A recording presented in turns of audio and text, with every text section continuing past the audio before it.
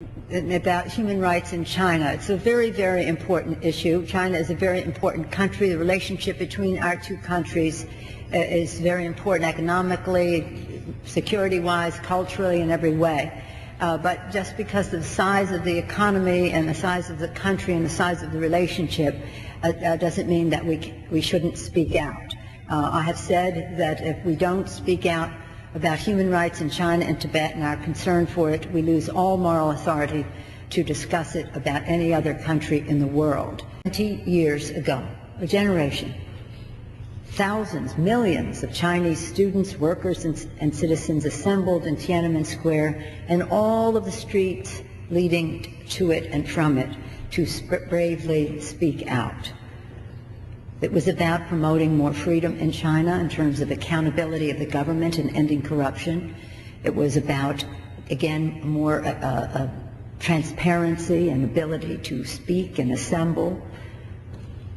It was about the aspirations of people in a country that they love and their desire to have dialogue with their leaders on the future of China.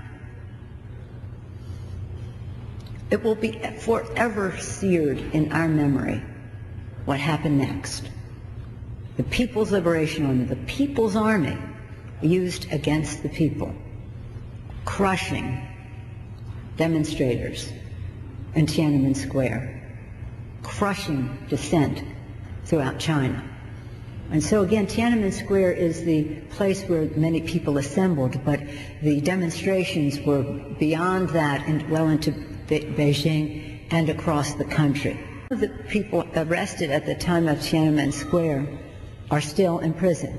We really don't have all of their names, but we do have the names of some prisoners of conscience that I brought to the attention of the Chinese government, and in a letter to the President of China included some of those, and I want to read them into the record, and I will submit their names and their the description of their situation into the record. But before I read them all, I want to talk particularly about Liu Xiaobo.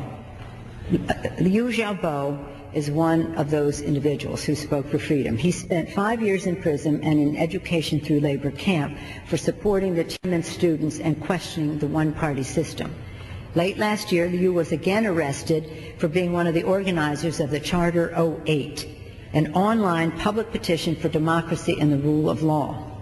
About 5,000 people signed it. Imagine the courage of these people to sign such a petition. Liu continues to be held without charges, and we call for his immediate and unconditional release.